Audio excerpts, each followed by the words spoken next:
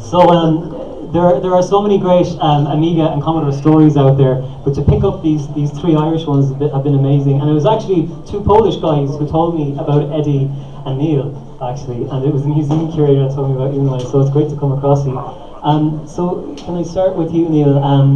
What are you doing at the moment, or what's can you talk maybe a bit about the driver development and how you got into that?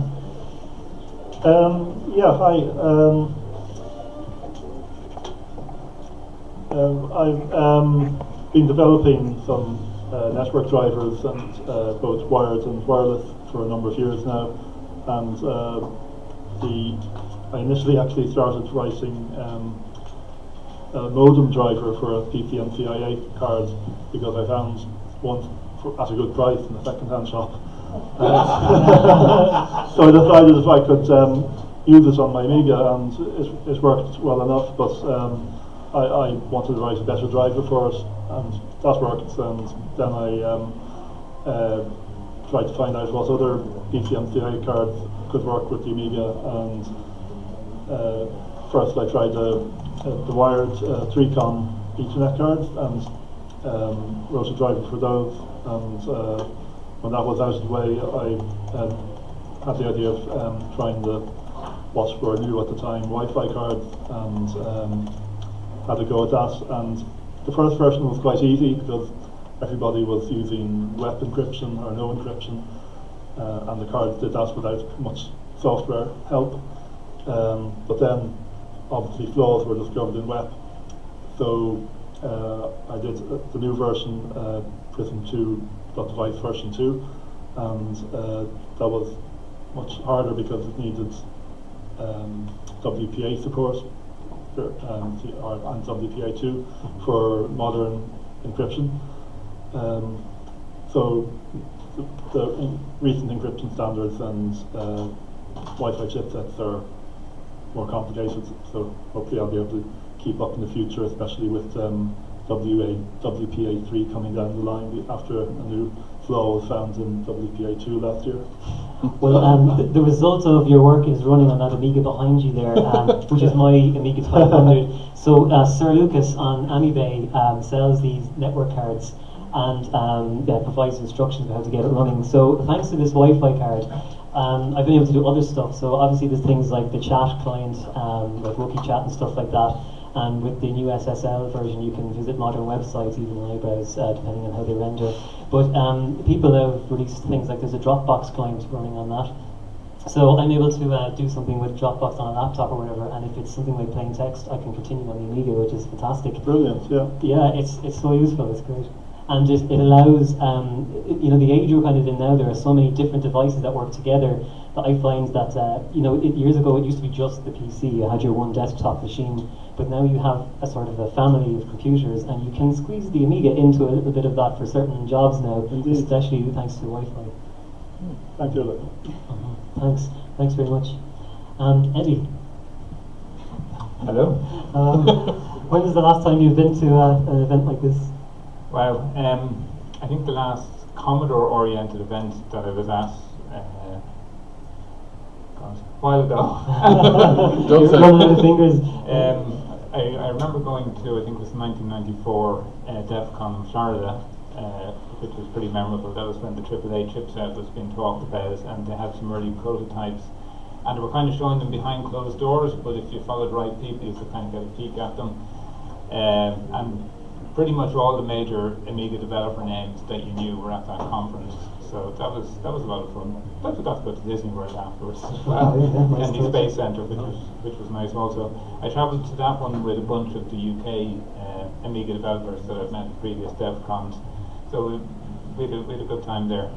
On the smaller scale, for the last, up until about probably 6 or 7 years ago, I used to go to the UK every year for some of the ICPUG annual conferences that were held in the south of England. And they were very much like what we have here, only on a slightly smaller scale. People would bring along all their kit, people would be giving talks, they'd be doing demos, and generally everyone was staying in the same hotel for the whole weekend. So, but this is going to sound really bad, The generation that started all those were not replaced by a younger generation. So they have kind of petered out due to, let's just say, lack of participants, and leave it at that. Yeah, okay. So if I say I was maybe about 15 or 16 when I started going to those ones, and a lot of the people then were a lot older than me, and there weren't that many younger people coming in to fill the gaps.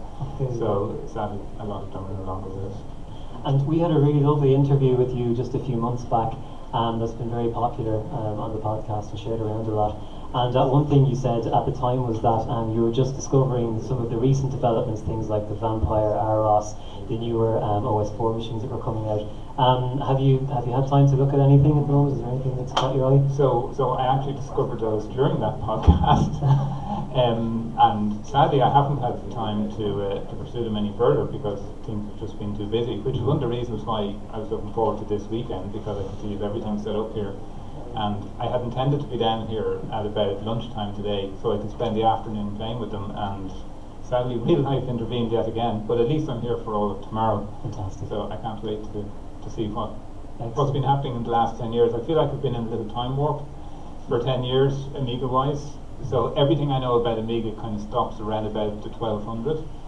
So I know that's not what actually happened. So yeah, well, I know Aeon and Amiga Kit are going to have the A1222 on display here at some point, or at least that's the plan. So that'll be on display tomorrow. And I know Neil is going to have Aros on display as well. Thanks very much, Eddie. Niall. How are you? I'm good. Iarla. How about you? Have you been? Oh yeah, good. And I just want to say first thing that Eddie and myself actually used to know each other, and we reckon the last time we met was 33 years ago, and it was around the time when I actually wrote this video game, and Eddie was writing all sorts of things for the Commodore PET, which I used to come across. Amazing time, you know, and way back then, and it's extraordinary that we meet in this sort of circumstance all those many years in the future, you know. That's amazing. 33 years. There you go. Third of a century. I wouldn't have imagined you'd known each other. We're actually only 21, me and Eddie, but you know, we're a little bit older.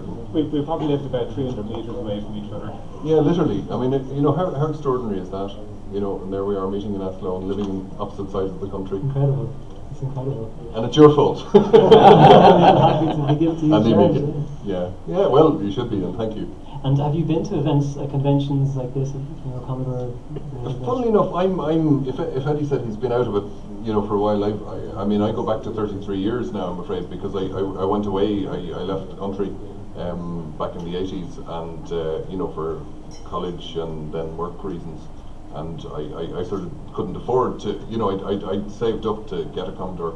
They were quite expensive machines at the time. I'd worked very hard, and my brother as well, and we built this fantastic thing which opened up a brave new world to us, you know.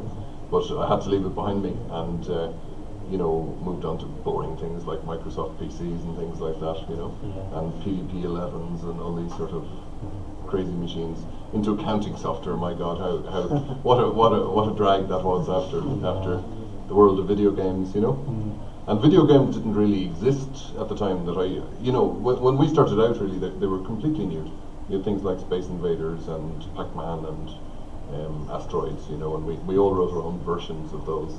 Yeah. And then, you know, tried to develop different things, you know. So was it a bit of a buzz releasing the first game in Ireland? Did you know at the time it was the first one? I didn't have a clue. Well, somebody asked me to do it, and you know, it got released before other things, so just it happened that way. Yeah, there was no plan.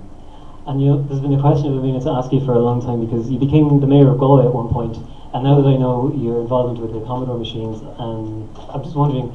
Your own world, and create a much better world than the real one, you know. I mean, we don't have traffic jams to the same extent. Well, I suppose you do. Yeah, I used to cheat in SimCity. I'd push it to the edge, you know. I'd allow disease to develop, and you know, that when you had to sort of rack up money, you know. And I cheated and made the citizens have terrible lives in SimCity. And thankfully, it doesn't sound that different to Galway. You have a point there. Actually, it's quite realistic, isn't it? Yeah. No, but the video, you know, I suppose it was just done on a much bigger and grander scale in SimCity. You know, we didn't have all those ecospheres in Galway, so I would have loved to see that. Yeah. But didn't work. Are you tempted to make a sequel or an update to your game? Not really, because I've sort of moved into smart cities now, so I'm doing my new version of SimCity thing. So you're doing it in reality? Trying to do it in reality, yeah. Which I think is kind of a bigger challenge, you know. So no, but I mean, it was the point about that sort of time was that it was an amazing time, and there's so many amazing people here, you know, from the Commodore era. I mean, it's something that's worth preserving, and it's something that's worth recording. And I mean, I'd really commend people like yourself and Craig and so on who are giving people the opportunity to sort of look back to that era and to preserve all the information around it, because there's something of huge value to that, really huge value to that. And I mean, I would urge people not to lose sight of that, you know, and I should practice what I preach, and that's partly why I've decided to come here, you know. Fantastic. So it's great, thank you. Do you still have the emulator on your laptop? I do, and I'm actually trying to get high scores on my own video game, and it's tough, I can tell you, it's a tough game. Guys, thanks so much. Yeah, thank you. Thank you. Thank you.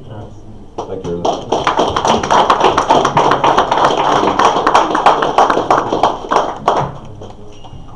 Right, next up have we got David? David and Trevor, where are you? Let's go, guys. David and Trevor.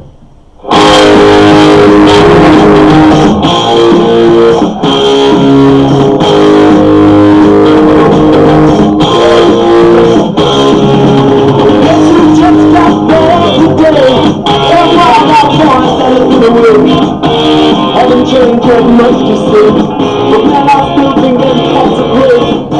They were asking if you were around, how you was, where you could be found.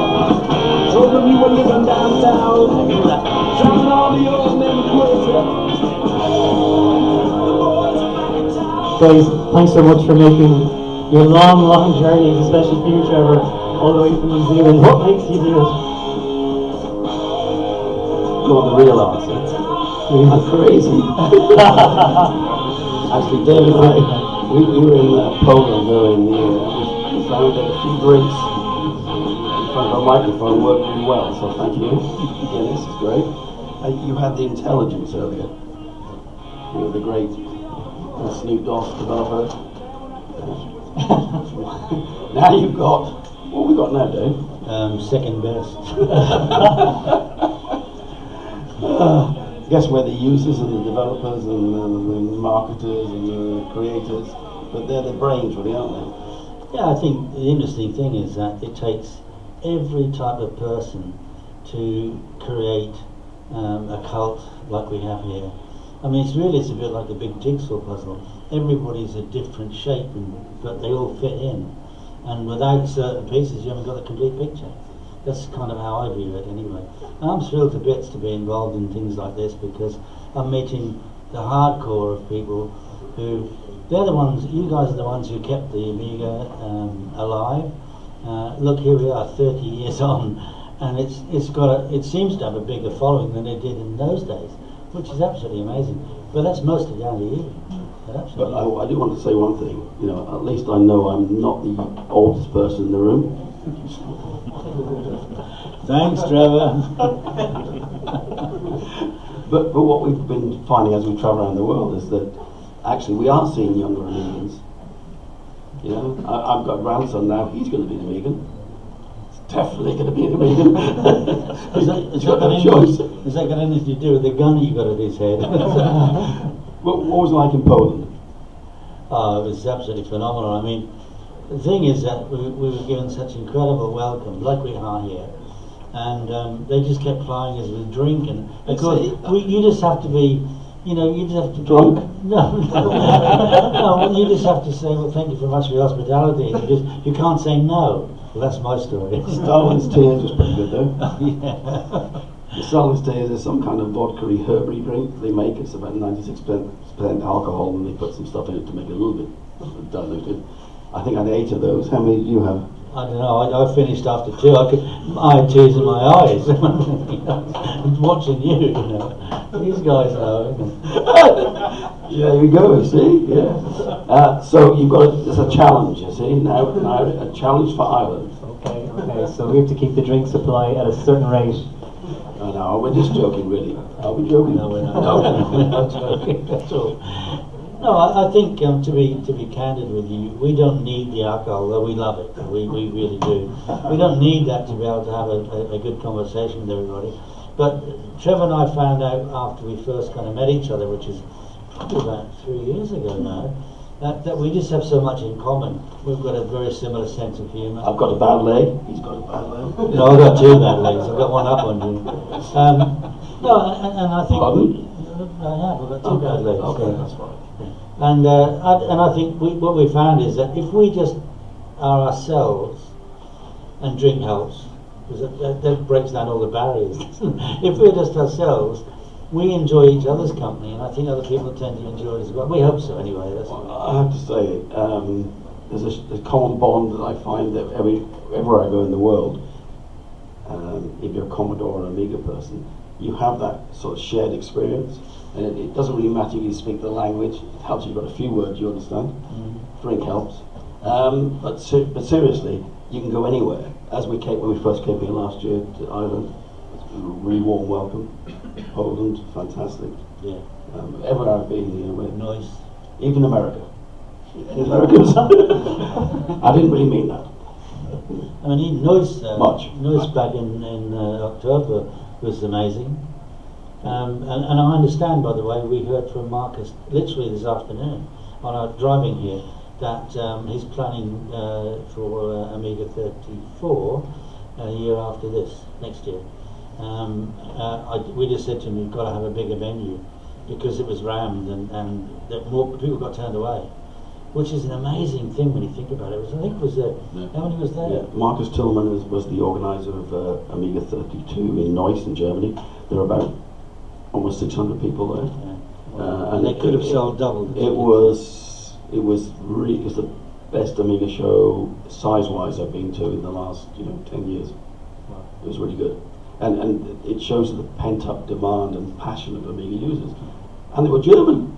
Sorry, nothing wrong with that, but you know what I mean. If he's a German, so it was really good, and I think I think you were quite surprised.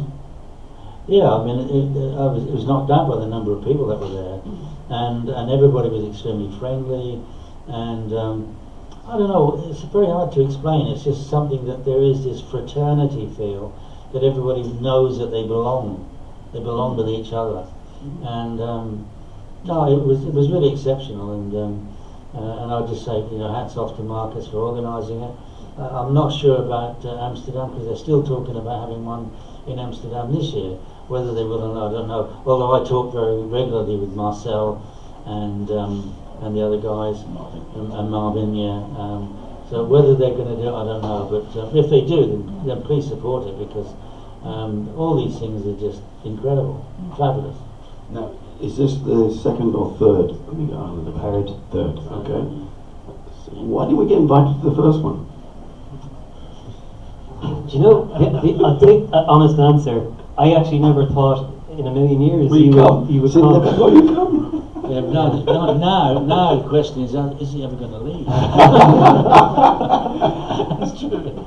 And David, you probably remember the first time I contacted you about 1 o'clock in the morning. I thought it'd be great to have a guest, and I thought it'd be amazing if we got, David's presence, And I sent you a friend book request, and you replied straight away. So this was 1 a.m. and this event was going to start at 9 o'clock that morning, and you agreed to meet us online. Yeah. That was absolutely amazing. It was the highlight of the event for us. Yeah, I mean, it was different, but at the end of the day, you got to understand something. When I finished with Commodore in 1994, I deliberately went under the radar. I was bruised and battered from what had happened to us, and I just didn't want anything to do with the industry.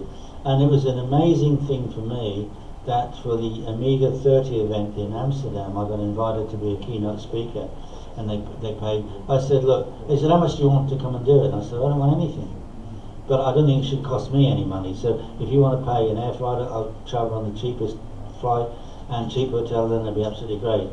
And I got up on stage after all those years, and I didn't even know what to say. But I was absolutely overwhelmed by the warmth, and everybody sort of coming up to me and asking me for my autograph. And I'd never felt anything like that in my life before. It was so, it's really kind of infectious, I guess, is the thing, you know. And then I was invited to the one in Noise, and exactly the same thing. And I became aware of this thing that had been happening in all the years of my absence. Because I went off for a whole different life. I moved to Australia, I bought a restaurant. I mean, I did everything you can imagine other than being in this industry. And I have to say, I didn't know until I got back to it how much I missed it. Can I reveal one of your deep, dark secrets? Well, you usually do. Do you know he never turned on an Amiga? No, I used to talk to it very nicely, but I never turned it on. This is true. I was telling somebody earlier on tonight that I did a back of the envelope sort of calculation of the 12 and a half years I was with Commodore, and I've estimated pretty accurately, I think, that I personally, not my team, I personally sold about 2.4 million computers, 16s and what have I've sold 240. Oh, well, there you go. You're on the way. But I swear... A bit more than that, but not 2.4 Not 2.4 million. But the thing is, I swear to you, I never even switched one on. But you see, I maintain that my forte is I'm a marketeer. I like to sell to people what the benefits are of owning this thing, what it will do for you, how it will change your life. If somebody wants to know how is it going to do it, then I'll bring in a man who knows, because I don't know anything about the technical side of it. All I know is that if you do this, you know, you're going to get these, there's going to be fabulous games or whatever it is, end of. But I don't know the technicalities of it, and people get lost in that. People, if they're more concerned about the technicalities rather than the benefits, then I think that's the reason why I did so well, is because I can market what things will do for you, the benefits. Yeah, that's a fair point. I think you always use the phrase "you sell dreams." Yeah, well, that's where the whole idea really of the Batman pack came from. Was that I was fed up of trying to sell a piece of plastic with some keys on it, because it's an inanimate object. It does absolutely nothing. What you need people to understand is what it can do for you, what it can give you. So that's why I decided I wanted A piece of plastic with some keys on it. Am I wrong? I'm not wrong. I'm hurt. It's the truth. It's the truth. And it was that approach. And I just said I had a new boss come in, Steve Franklin, and he brought in all his own people on the business system side because he didn't trust anybody at Commodore. Maybe he was right, I don't know. And he said to me, David, if I knew anybody who understood your side of the business, you wouldn't be here. Thanks a lot, that's really good. And he said, no, he said, I just, he said, I've been told to change the whole ethos of Commodore UK, and la-di-la-di-la. So he said, while you're working for me, these are my rules. And he spent half an hour spouting off about integrity and honesty and all this stuff, all of which I live by anyway. So when he'd finished, I said, okay, Steve, I'll tell you what, I'll make a deal with you. What's that? He said, you're in no position to make an effing deal with me. I said, no, hear me out. I said, if you let me do what I've wanted to do for ages, then I will bring you more business than you've ever seen in your life before, or I'll give you reason to get rid of me. What do you want to do? And I said, look at that, pointed at an A500. I said, that is a piece of plastic with some keys on it. I said, from now on, if you let me do what we want to do, we don't sell computers, we sell dreams. And that's how the idea of the packs and all of that came about. And they were hugely successful. We launched the Batman pack. I committed to Ocean Software 10,000 pieces of Batman. Which is not a big number. Not a big number at all. And we took 186,000 pieces. Because that's how many 500 we sold in 12 weeks. Phenomenal. But the rest is history, as they say. We sold 185. Good. 5 in a year. So I mean, it was pretty good. Yeah, that's very good. Well, I tell. Of course, I'm joking. It's a lot more than that. I know. But I'm interested in I think we all know that you've got a book coming out. I have. Which was raised money on Kickstarter. Yes. And it's kind of expanded. It started as your personal insight. Yes. On your time at Commodore. I'm really looking forward to hearing that. But also you've expanded it to include other people's personal stories and insight from Commodore, the real nitty-gritty stuff, yeah? Yeah, I mean, basically what happened is, it's no secret that one of the first people I asked to write a chapter for me was R.J. Michael. I love him to bits, he's a wonderful guy and know him very well. But he's one of these people who absolutely definitely is in that fine line between genius and insanity. He really, really is. And he'd been promising me week after week after week, I'll be with you next week, next week, next week. And what happened is I got to the point where, in order for me to launch my book within the time frame that I'd set to the Kickstarter backers, would be in time for Christmas, by then all of the printers all around the world were full, because everybody wants their book out for Christmas. So I knew that I couldn't make Christmas. So then I made the decision, okay, what I'll do is I'll delay the book, but I'll add more to it, because the truth of the matter is, as I read my own book, what I read was not the story about Commodore, it was a story about David Pleasance, because everything I wrote about was through my eyes.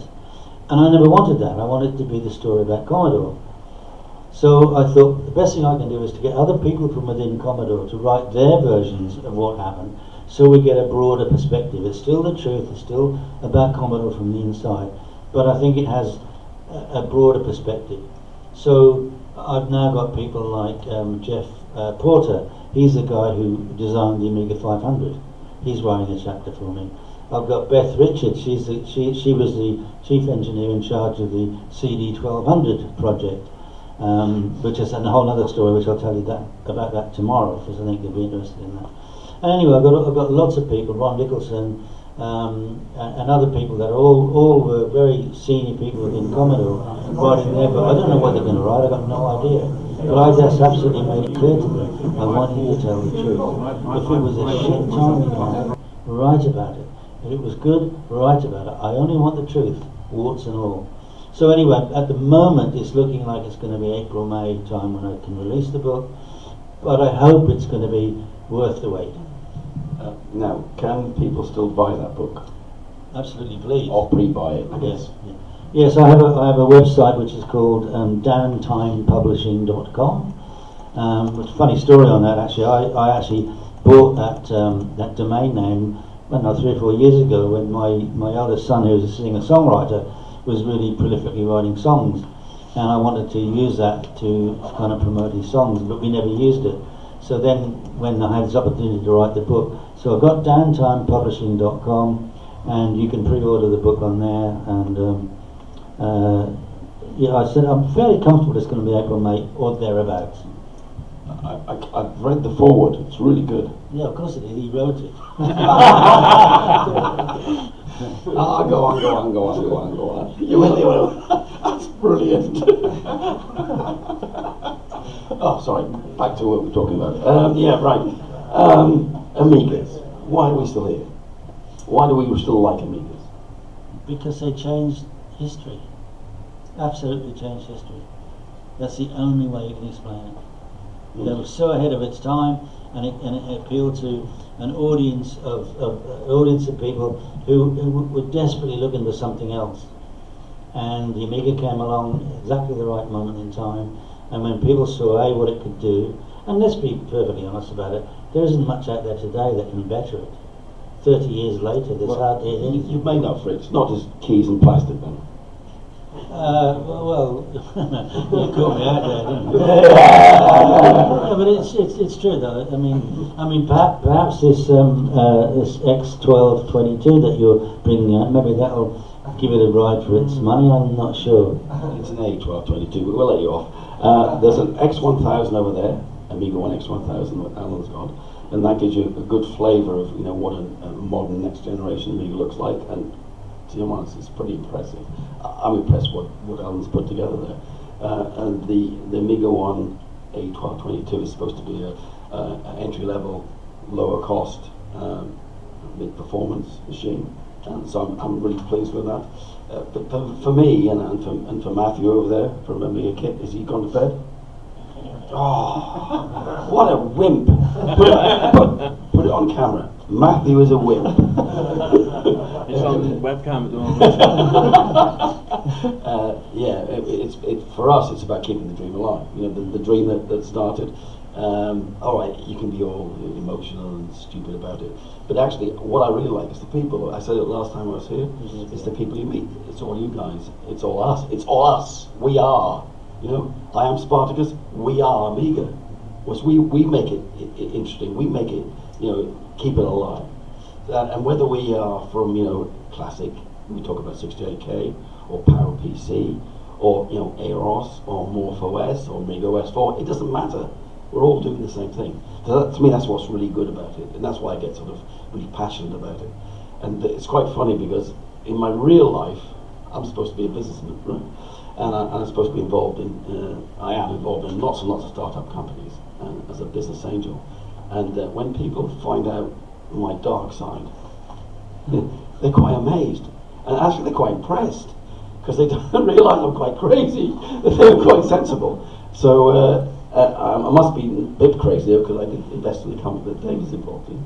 Sure. So perhaps we should say a little about friend OS. Oh, I want to say that for tomorrow, actually. Oh, but you are? Yeah. And the flavour, because But of course, the thing about Friend Unifying Platform, Friend Software Corporation, not based in Norway, is that the guy who designed the whole project, which you know is immense, and I just urge you to have a look at it. He did all of his study using Amiga, and what he decided to do was to take all the best parts of the Amiga operating system and forget the bad parts and bring the good parts into the 21st century. So what he's developed is a cloud and web-based operating environment which allows all legacy software, Fortran, COBOL, Linux, to also run Windows and or Mac, and all talk to each other, and it works on any platform. Anything with a screen and the browser works on absolutely anything. But that's only just the tip of the iceberg. We're now getting involved in the blockchain community, which if anybody knows anything about what's happening, that's the future, and we are involved in that big time. We were in Cancun, Mexico in November. It was rotten, but somebody had to do it. Swimming? Yeah, right, yeah. And it said it was rotten, but somebody had to do it. And we were at the Ethereum DevCon 3 there. And all I can tell you is that we had an immense 5 days there. It was incredible. We partnered up with some unbelievable technology people. And anyway, there's more on this tomorrow, because I think you guys really deserve to have a look at it with unbiased eyes, because now you'll see all sorts of things. And there's some fantastic opportunities. We're just in the early stages of running what we're calling Friend Marketplace, which is the kind of the testing ground for what we could be calling Friend Store. And Friend Store will be a competitor, albeit in a very small way, to Amazon. And the idea is that anybody who produces... I thought you were going to say Ami Store. Competitor to Ami Store. No. That's good. The idea is that we want to give back to software developers and service providers, and the idea is that we will be a lot less expensive to sell your products through Friend Store. But what's even more important is that once we launch, anybody who wants to buy and sell their products through Friend Store will be able to use not only fiat, not only normal currency, credit cards and what have you, but also tokens as well. And that's kind of a world first. So anyway, I said I don't want to preempt more conversation about Friend Up tomorrow, but it is from the heart of the Amiga where it comes. Do you have any questions for us? Anybody, any questions? You might not get a sensible answer, but we'll try. While you're thinking, I have one question. Are we going to see the A1222 tomorrow? Yeah, what we've done, I've bought my SSD card with my master on it. Alan's brought along a case for us, and Matthew's provided a 1222 board, table board. So we'll put it together, and with luck, everything will work. Okay, excellent. I just want to say something. I just want to mention that anybody who buys a copy of my book, the name is going into a hat, and we're going to draw out one person, and that person is going to actually get a 1222, which has been kindly donated by Trevor for this project. So just something I should mention while we're talking about 1222. And obviously time frames are always flexible in the Amiga world, as we know. So more weeks. I'm glad I didn't. I'm glad I didn't release the book in December. So yeah, it will be Amiga 1A 1222. Alternatively, if you can't wait till that comes out, you can always use the credit against Amiga 1X 5000. So that's another option. Nice. So we will have that on display tomorrow. Yeah. Excellent. Hopefully running and running all the same software that Alan's been running on his Amiga 1X 1000. Any questions?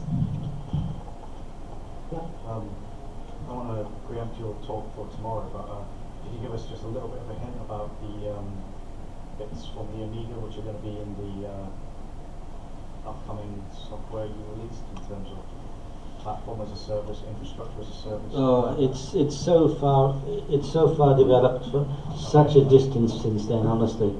But what I'm saying, absolutely honestly, from the heart of hearts, when Hogner Tittelstad, who was the chief architect who designed this whole thing, that was his ethos, was that he wants to take the best parts of the Amiga operating system, because there was some revolutionary things in there, but there was some dogs as well, which I think we all know. But you won't recognise it now. But I swear to you, from my heart of hearts, that is where the idea came from. Yeah, Mitchie was in there. Where's Mitchie? Mitchie, the dog. Oh yeah, Yeah, he was. Yeah, come on, get it right. Dog of a Yeah. product, yeah. But it's quite interesting. You talk about friend arts. DirectX in Microsoft, right? Do you know about? We all know about DirectX, don't we? Right? Which actually made Windows probably the game playing platform of the 90s, as opposed to Mac OS. Assuming that it wasn't Amiga OS, right? The developers of that were Amiga guys. They grew up with Amigas, and I had the pleasure of meeting one of the guys, Alex St. John.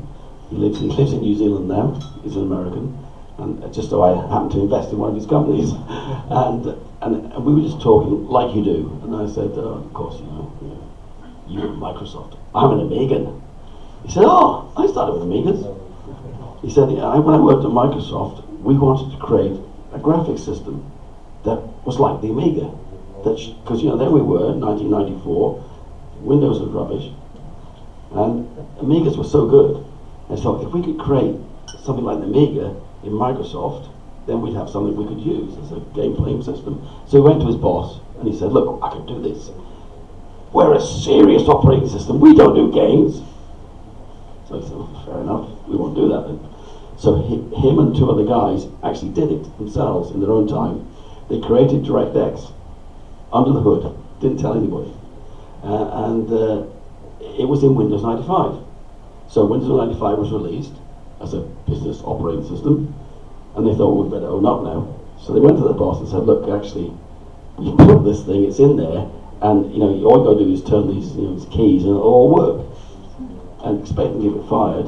They weren't, and there you are, DirectX, based on the Amiga, the concept of the Amiga. I had no idea. I had no idea at all. So when he told me that story, you obviously don't read my blog. I said, I'm going. I'm not coming again. That story's in one of my blogs. I'm so upset. I said, I can't talk to you.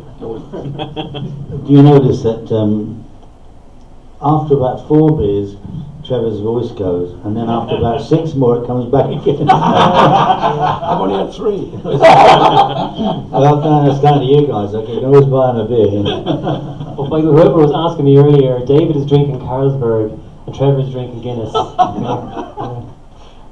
Well, I mean, I know that Carlsberg is not an Irish drink, but I'm sorry, I don't like Guinness. I just can't. Neither do I. It's just something about it I just don't like. It's like chewing licorice, and I don't like that very much. But anyway, yeah, Carlsberg's fine. Just so you know, just in case.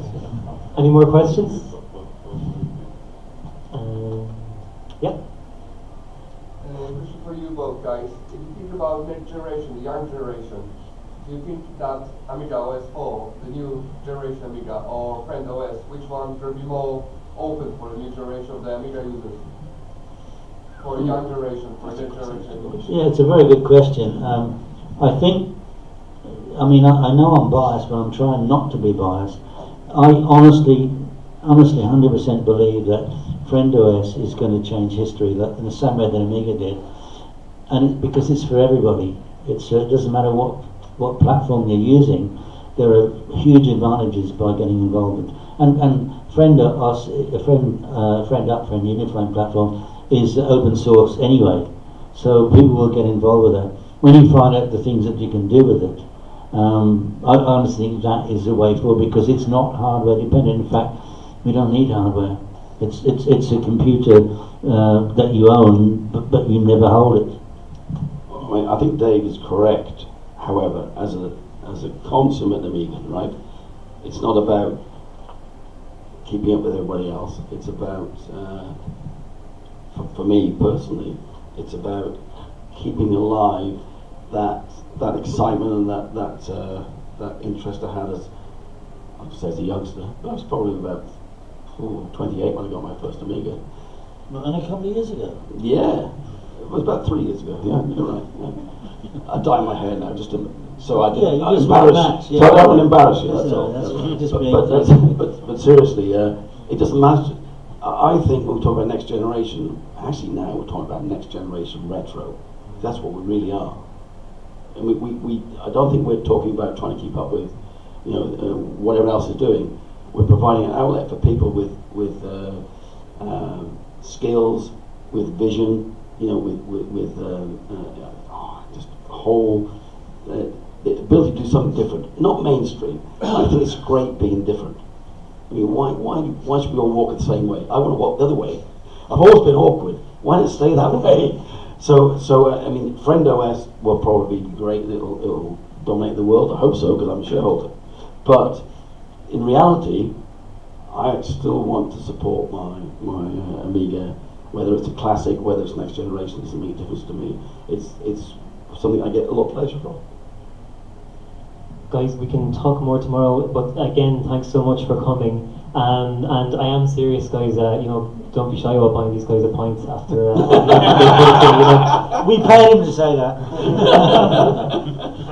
He gets half for every one we get. Any requests for their demo party coming up? Any requests for what? We're going to play some demos. Oh, that's okay. Yeah, that's okay. That's fine. Yeah. Any requests? Yeah, for me, can I go to the other room? let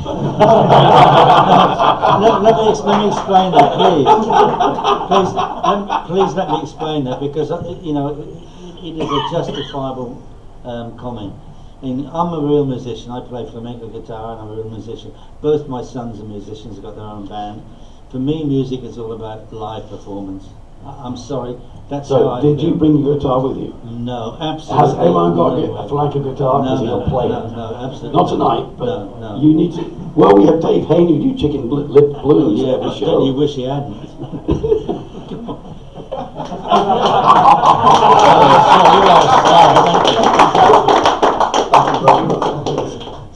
Cheers, everybody. Okay, that's a great time to stop. Thanks, guys. Keep it going.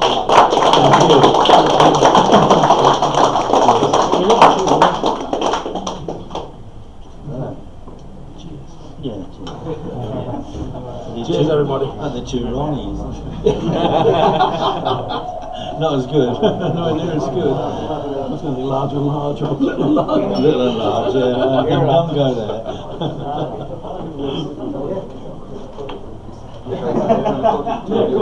Two legends also there.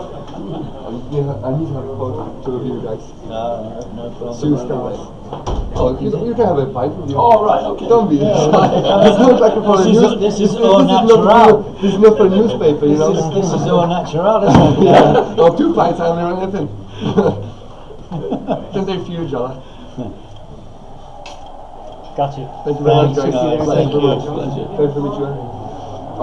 Trevor. Yeah. He was going to sell that. No. We didn't mean that. I mean the phone, not the picture. A few months ago, I met you before. Thank you very much for all you're doing with the new Amiga generation. Thank you very much. To be honest, I never had Amiga before. Yeah. I'm really a big fan of new generation. Oh, right. See, he's never had an Amiga before. Yeah, See, I'm seeing I a lot jumped, now. I'm seeing a lot. I've jumped from some other 65 to PC, and now I'm more like into Amiga. There's a more for it today in the phone. Looking forward to that because the X5000 is a big, quite big jump. It's 1,000 plus. Thanks for watching and see you tomorrow. Hopefully, take what Amiga 1, Amiga 22. You got that gadget, UK But I know videos under my people. I know they use Twitter. 5 months to draw realize it's not powerful. So they're going to start buying actually been looking at these notifications and like messages and Christmas, forwards, and then yeah, it's obviously got the users, so I actually know when I've actually got something, so I can actually delete the tweets from here. chat with the other guys in the old regular.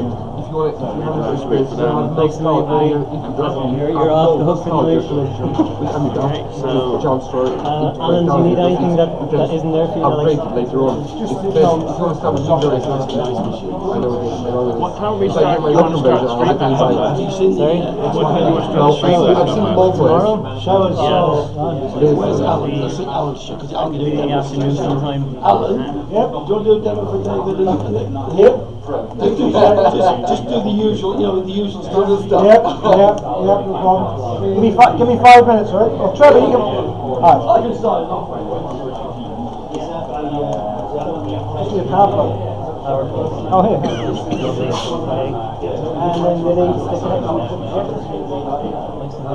And then the I'm actually finishing it. I'm just waiting for your time. What time you want? So tomorrow, okay, let me check the schedule. Do you want it in? See, Do you want it in? music workshop. It's about your world. 4 p.m. Do you want that in 24 hours or do you want that in 4 p.m? If they're aiming for 4 p.m., but that could change. Stay tuned. Yeah. Your projector has that It does, yeah. I'm gonna pop that up here. I'm gonna move the camera if that's okay.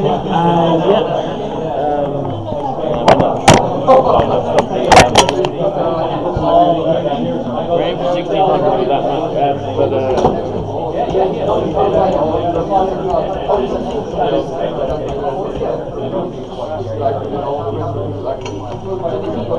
I'll turn the sliders if you want to put the stuff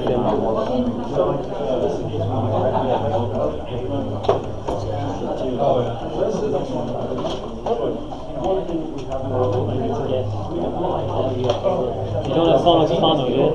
Yep. Do you cable like I can ask Colin. No, I phoned it to it's 2.5 minute jack. We're going to put the audio into the desk here. Alright, no, I don't have it. We've got Phono to So no, I phoned it to jack.